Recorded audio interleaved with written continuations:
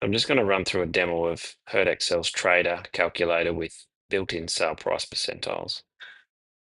We'll get out of the dashboard into the trader.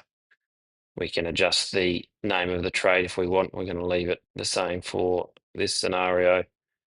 Let's run the numbers on buying some steers out of Roma, backgrounding them here for a while, and then moving them on as heavy feeders. So let's look at 190 with a purchase weight of 220 kilos. For steers of that sort, we'd be paying $4.75 at the moment for Boss Taurus type steers, and we'd estimate they'd be 6 months old at that weight. Okay, incoming freight, number of head per deck, we will get 38 on a deck. We'll have to travel approximately 800 kilometres here from Roma, and that would cost us approximately $2.10 per kilometre with our fuel levy. Other delivery costs, be no spelling or dip fees on the way here. We will budget on feeding them 10 kilos of hay at 40 cents a kilo when they arrive. We'll give them a vaccination for $1.90 and a new tag for $1.95. We won't put a hormone in them, and we won't have any other associated costs. Additional labour costs, one person for 400 a day to help us go through that process. So we'll save purchase. You can see on the right hand side, all the details are laid out there. The total landed cost of just under $1,100 a head and a gross outlay of 208,000 or a little bit over. We go into animal performance. You can choose how the results are displayed. If you're into LSUs or DSEs, I'm into AEs, so I'm going to leave it as AEs. Death losses, we should budget here on 1% not turning up when we go to sell. And we also budget conservatively on a 0.55 kg per head per day gain.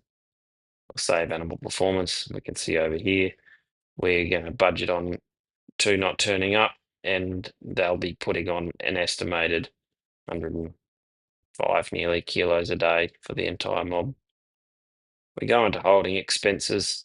If we were paying adjustment, which we're not in this scenario, you could click on adjustment and select a payment model, and then enter your cost. If you planned on giving them some sort of a supplement, you'd enter that into the supplement expenses fields. We're not going to do that, so we're going to leave it blank at this stage. So if we move down to sales and sales assumptions, let's run these out. Let's put a bit of weight on them and run them right out until April 27. That'll be a best way to get out of them. We can see that we have a sale weight at pre-shrinkage of 504 kilos. That's current market 495. Let's add a bit of shrinkage in there. We don't really do it less than 7% from here. And you can see our number of heads sold is at 188, which is factored into. We budgeted on not turning up. So additional labour costs. So to get them back in, again, we might need 2 people to get them in out of the river and get them on a truck. As far as freight costs going out, we'd be back to 24 a deck on those size steers. Kilometres to travel, we'll budget on 1,100 kilometres, and again at $2.10 per deck per K. We'll factor in a bit of commission. We need to at the time, and we won't factor in any yard or selling fees, and we won't factor in any hay, but we could certainly put hay in there if we wanted to feed them prior to trucking or on arrival or spell them somewhere.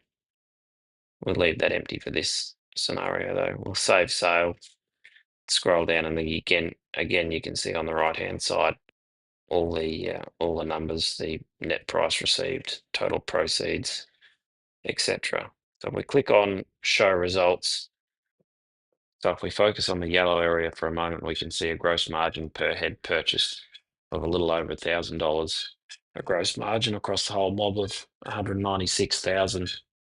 We've run 364 AE annualized, producing 127 kilos per annualized AE for a gross margin of $540 per annualized AE, and an outstanding return on capital of 94.1%.